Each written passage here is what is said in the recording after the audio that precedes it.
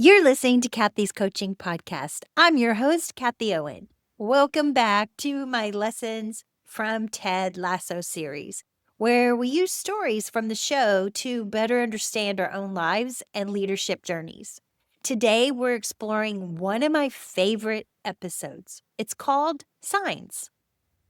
This episode is full of little winks from the universe, signs that show up unexpectedly, and it lines up beautifully with what's happening in my own life right now. And I want to unpack why signs matter, how we can recognize them, and how letting go of rigid expectations can make life flow in ways we couldn't have scripted. If you're new here, be sure to subscribe to our channel and hit that little bell so you never miss an episode from me, because I'll be sharing more updates and lessons I've learned from episodes like Ted Lasso. In the episode Signs, Ted and the team are on a roller coaster. Rebecca is seeing psychics and wondering about destiny, but she is very pessimistic about this psychic. In fact, her mother sent her to this psychic, and the psychic was telling her things that she just did not believe. But it changes, and we're going to talk about that. And then there's Keely, who is searching for direction in her business. And Ted himself, once again, is navigating doubt and faith. And I also want to mention here that Ted Lasso has anxiety. He has severe panic attacks, and I can relate to that. And I want to talk more about this on my channel because mental health is very important to address and keep in mind. So just remember that as you're listening to this today. So what's beautiful is how different each character's signs are. Rebecca literally hears the psychic's words echo back to her in her own life later. Keely stumbles into unexpected business opportunities, but also faces endings she didn't plan. And Ted's sign is not flashy. It's actually subtle shifts that tell him he's exactly where he's supposed to be. It's a reminder that signs look different for everyone. Let's be honest, humans love control. We want the plan, the guarantee, the map, but growth rarely comes with a printed itinerary. We crave signs because deep down we want to know we are safe, that we're moving towards something meaningful. But here's the paradox. Signs come alive when we release control. They show up when we stop demanding how and when things happen. So I've been working myself on detaching from how my business grows. The moment I stop trying to micromanage every client outcome, every unexpected partnership and opportunities started appearing like crazy, like the invite to speak on a new gig, a new speaking gig, or a new collaborator. And I'm going to share some more signs that I've gotten as we go through this episode. So, dropping expectations, you hear me talk about this often and why it's so hard. And I talk about dropping expectations in my core speech, which that's pretty much what it's about. But I want to share something with you that I want you to start expecting an opportunity to learn. So, when we're talking about Ted Lasso as a whole, he is all about hope and humility. In Signs, we watch characters wrestle with uncertainty. The reason Signs feel magical isn't that life suddenly changed. It's that they stopped clinging for a second. And the other day, I came across this quote that said, "When we are encountering events that are uncertain, what happens is we can either face it with courage or we can face it with fear." And I invite you to look at courage when it comes to a fearful situation and face it with courage. Because let me tell you something, that really changed for me when I did that. So it's hard to let go because our nervous system craves safety. For me, this has looked like facing fearful emotions with that courage and wanting and expecting things the way I thought it should be. And I put should in quotes because it's actually a dirty word. And I thought things should be when that was just not the right way to go. And I see that when I connect the dots looking backwards. And then I also wanted my next move to feel guaranteed. I wanted it to feel certain. And we can't be guaranteed certainty. And when we open up and let go and drop our expectations, different things happen. But the moment I practice what I call open handed living, trusting, relaxing the grip, tiny doors swing open. I kept thinking in my past that my corporate job was the answer. No, that job was full of policy and procedures and propaganda, and actually was a small step to go in the direction that I needed to go. It was actually a small sign that I was on the right path, but that wasn't where I belonged. Or that business coach that held the answers, or social media holds the answers. Even ChatGPT, I used to think that it held the answers. But when I released that, things started showing up differently. And I even had networking events that I thought held my next big connection. But I started seeing signs that I was thinking way too small. For example, my corporate job.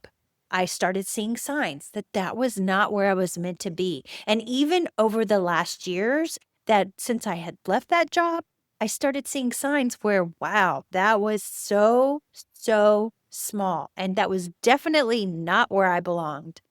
And actually, I've had business coaches or people who were trying to teach certain things online, and I thought that they held the answers, and that was definitely not the case. And then also, let's talk about some networking events. I had met certain people, and I started hearing certain signs that were clearly not in alignment with me. They were thinking in scary terms or in very limited beliefs that started to show up as big signs. It was kind of funny how that happened. And those doors kept slamming shut, and thank goodness they did. So, how to recognize real signs versus random noise? So, people always ask me, but how do you know it's a sign and not just a coincidence? There's no single formula, but here are a few reflections. Inner resonance. A real sign often hits you with a sense of aliveness or peace, even if it doesn't make logical sense. So, I want to talk about this because I have recently done a social media detox and a chat GPT detox because I felt like those things were signs I was not headed in the right direction. And especially now that I've been off of it for long enough, I can see that, oh, yeah, that was not the right answer. That was leading me down the wrong path. And it's not bad. I mean, I still use ChatGPT for my business or for quick ideas and things like that. But I don't go to it for personal advice or for advice on my anxiety. And that has changed a lot of different things, and I'm amazed at that.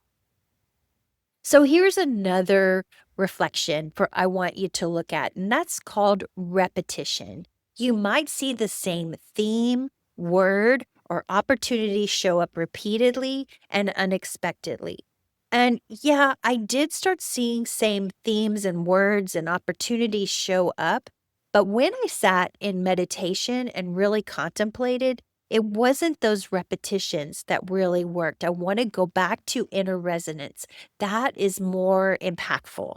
And then also alignment with your values. Real signs usually point you toward growth, kindness, or authentic desires, not fear or harm. So with me, I had to think bigger. I had to think much bigger than I was thinking. for example, with my corporate job, that was so minuscule. And then when I got out of it, I started looking to networking opportunities or to small businesses in my area when those people weren't even calling me back. And in fact, what I really needed to do was align with my values and just start speaking my truth and just start being myself and being authentic, which is what this Ted Lasso episode is actually doing. And when I did that, I started seeing bigger things come onto my plate, like people asking me to speak at their speaking events and get paid big money for it. And also, I also started aligning with clients out of the blue, like randomly at the most random places. And this did not happen like just because I wanted it to happen or expected it to happen. It happened because I was in alignment with my values. And so, by being in alignment with what I value instead of, let's say, what the corporate job had valued that was not in alignment with my values, or let's say I met somebody at a networking event that was talking about fear mongering and fear based thinking, I started to see that as a sign that that's not the right path. Because once I did that, the bridge of incidents that Neville Goddard talks about started opening up. And I started to see, oh, okay, this is where I need to be. And I was thinking a lot bigger. And the companies that are working with me now are paying me a lot more money than these other companies that would have taken me 10 companies to get what this one company was paying me. And that was because I was in alignment with my values.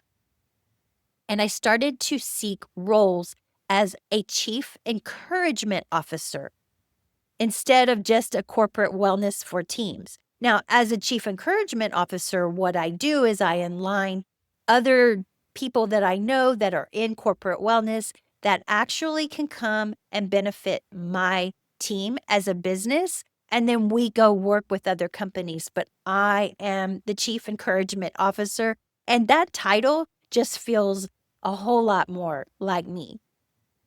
So, the leadership lesson in this episode for leaders, entrepreneurs, parents, anyone guiding others, signs shows us that leading isn't always about pushing harder. Sometimes it's about listening to your own intuition, to what life is quietly offering, to the feedback loops around you. Ted doesn't bulldoze, he notices. And I love how he talked to his soon to be ex wife on a phone call and how he actually confronted his fear with her and told her what was going on. He actually had a cocktail in his hand and he put it down before he got on there, which means he was totally giving in to the fear with courage, with his own courage. He confronted that fear and he actually told her how he felt about the situation. And then Rebecca, she was so dismissive of the psychic when the psychic told her. She actually left the psychic's office in anger and frustration. And she told her she was wrong and how rude. But when she starts to see the signs that the psychic had called out, she was forced to stay open. And then Keely had some doors close on her, and she was in a place where she didn't know what to do and how to move. And then she just pivoted. And each real power is in being present and willing to pivot when life whispers. So take Rebecca. She didn't know really what those signs were, but when she started seeing them, she was willing to listen to those whispers. Take Ted. He actually confronted his fears with courage. And so did Keely when she had the same pivot when the doors closed. And I also want to bring up Nate. He went to coach for the other team for Rupert. And I'm actually going to do episodes that are called Sleeping with Rupert because Rupert is the villain in all of the stories. He's such a bad guy and he's so egotistical and so pretentious. And a sign that Nate saw was he started to see the real Rupert instead of what was really happening behind closed doors. So Rupert led Nate down the wrong path, and he starts to see that. And I'm going to talk more about, I'll call it sleeping with Rupert, and I'll be talking about that more. So I want to talk about detachment and what it means and practicing detachment without numbing out. Because when I look back on my path and my letting go, there was one time when I was going through a serious custody battle for many, many years with my ex-husband. And at one point in time, I just finally said, you know what? I let go. Let him have everything he thinks he wants. Here you go. You can have it all. I mean, I went all out, let go. And when I did that, I became in touch with my kids spiritually. I knew what was going on all the time spiritually. And it wasn't like I was spying on them or anything like that. What I mean by that is I got in touch with them in a way where I even knew when one of them was sick or had a headache or felt bad or was hurting in some really bad way. I just knew. And I trusted that. And so when you detach, it doesn't mean apathy. It means trusting that you can handle what comes, even if it's not what you scripted. So, for example, my ex husband would take my kids out of the country and take them on cruises. And I actually found out that I wasn't even the emergency contact person for these vacations that they were taking. And at this point, there was no getting my ex, let's just call him Rupert because he's very much aligned with the character Rupert, which is not a judgmental thing. I'm just saying that's what it was, that he was the villain in this story. Because, yeah, that's a villain if they're not going to tell who the mother is of the children when you're going out of the country. That's just a villain. Sorry, say it, call it what it is. But let's just go to this. If he's not even going to do that, and that's what I had scripted. I mean, you expect somebody to go, yeah, this is the mother of my children. But I realized I could handle what comes. I knew they'd be safe. I knew they'd be okay, even though I wouldn't be able to talk to them on Christmas or on whatever day it was, because he always took them out whenever it was a big day. And I just let it go because really and truly, it didn't matter. And that may be what I scripted, but I figured out that when I let go and I detached, I could handle what comes. So here are some practical ways to practice this. Set intentions, not ultimatums. Instead of, I must get so and so client, say, I'm open to the right opportunities to serve. And I did this because when I started not setting ultimatums and thinking that these networking events were going to get my clients. Yeah, I could have gotten clients, but guess what? They were not my ideal client. They didn't want a chief encouragement officer. They just wanted somebody to come in and do wellness days or do a little something. And perhaps that wasn't what I needed. So I stay open to the right opportunities to serve. And then another practical way to practice detachment is celebrate small confirmations. Notice when something unexpected but good happens and write it down. Now, my self mastery coach, she tells me to do this. And I'm so glad she did that because I can look, it's so easy to forget. It's so easy to forget the good things that happen. Believe it or not, that's just because our brains are wired with that dang negativity bias that it will help us forget it. And I invite you to start celebrating small confirmations. For example, I documented a small win when I was at a networking event, and I had this guy tell me he didn't want to be in Toastmasters anymore because he already got all the way through to Distinguished Toastmaster and he didn't need it anymore. I was floored. And then all of a sudden, he walked away from me. And I'm like, okay, that was very poor communication on his part. And he also kind of seemed mean. Now, maybe he was in a bad mood that day or something like that. I totally give him the benefit of the doubt. But at the same time, I'm like, oh, because when I opened up to that, I had an actual distinguished Toastmaster who runs a speaking business come up to me just a few days later and tell me, I need you to come speak at a speaking event. And I'm like, oh, absolutely, hands down. And I'm so excited. And that was a celebration of a small confirmation. What that showed me was somebody saying that this means this is not always the truth. And then you get a small confirmation going, yep, you were right, Kathie. I love when that happens. And then another practical way to practice this is soothe your nervous system. As somebody who has been clinically diagnosed with complex post traumatic stress disorder, I can tell you without a doubt that I have had serious trauma and serious anxiety, but I don't attach to that anxiety.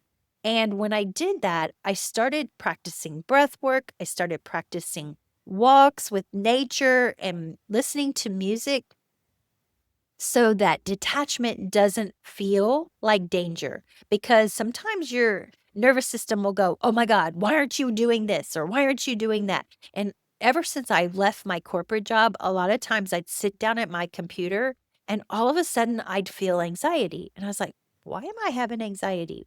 What's wrong? There's nothing coming up.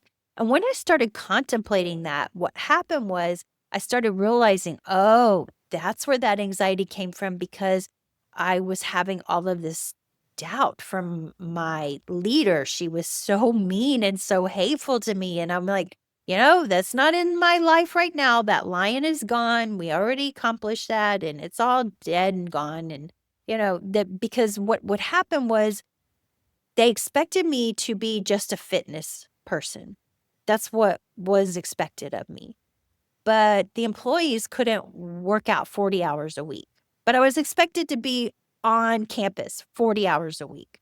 Now, if you know me, you know my job does not entail 40 hours a week. My job is so simple. So what I did was I started creating value. I started writing blog posts. I started creating content. They actually gave me 2 monitors out there and a microphone so I could record episodes. They gave me this, yet I wasn't supposed to do it. It was so contradictory that it just blows my mind. But here's the thing, and I say this with all my heart. That was just the universe saying, that is not where you belong. Just like the guy telling me Toastmasters was out and not needed, that was the universe giving me a sign that that's not where I need to be. I need to be in bigger rooms. I need to be bigger and think bigger and dream bigger. And I invite you to do the same. And at the same time, I promise you, you're going to have to soothe your nervous system because your nervous system is going to think things are not safe. Remember how we do that? We do that with courage. And courage can be as simple as stepping away and going to meditate and doing breath work, or going for a walk in nature, or listening to music and picturing your ideal vision. Hey, that sounds like fun. All right, and another practical way to practice this is speak gratitude aloud. Gratitude is such a high vibrational feeling. When you start experiencing gratitude and living in gratitude, things just multiply and it happens rapidly. So you thank that sign when it shows up. Oh, wow. Thank you very much because it conditions your brain to feel safe with uncertainty. So again, when you feel safe with uncertainty, what do? You have courage, and courage takes you up to gratitude. And when you feel gratitude, you vibrate a lot higher. So some of my personal tools was gratitude rampages, and I've talked about that before on my channel, how I even started thinking up random words to get my mind off of whatever I was anxious about. And then affirmations like, I expect miracles. So remember how I said expectations are a funny thing and how expectations can actually disappoint you and limit you? Well, instead of just plain expectations, I invite you to expect miracles. When you expect miracles, that's when things happen. That's when these signs come in, and they may feel like awful signs in the first place, but really what they're doing is they're guiding you to where you're supposed to be. And then on my morning walks with Rusty, where I would just sit there and have a conversation with myself, I'd actually go on a rampage about how great my life was, how great things were coming, and even just sitting out in nature, because clarity comes that way. And that is one thing I want to leave you with is the social media detox, the chat GPT detox is where my clarity came from. Instead of looking at those things, I found my clarity from inside. So here's what you can try after watching this today or listening to this today. I want you to reflect on one area of life where you're gripping too tightly and name it. And then play with loosening your timeline or your must happen this way rules. Just play with loosening that and should happen this way rules. And then notice what small nudges appear. People reaching out, ideas popping in, opportunities you didn't chase. I'm serious, they happen. And then journal them because you want to remember these wins. And over time, you'll build trust that signs aren't random, they are life responding to your openness. So, the beauty of the episode Signs is it reminds us that life is actually talking to us all the time. But we have to be quiet enough and brave enough to listen without demanding how it should look. If you're in a season of not knowing, I hope this gives you hope. Keep showing up, stay curious, and let go just enough for the magic to slip in. I'll keep sharing more Ted Lasso life lessons here. So if this resonated with you, please subscribe and join me on this journey. And if you've noticed your own signs lately, I'd love to hear in the comments. Your story could encourage someone else. All right, that's my episode for today. I trust that you found it helpful. And if you know someone who can benefit from this, please share it with them. And until next time, I'll see you next time. Peace out and namaste.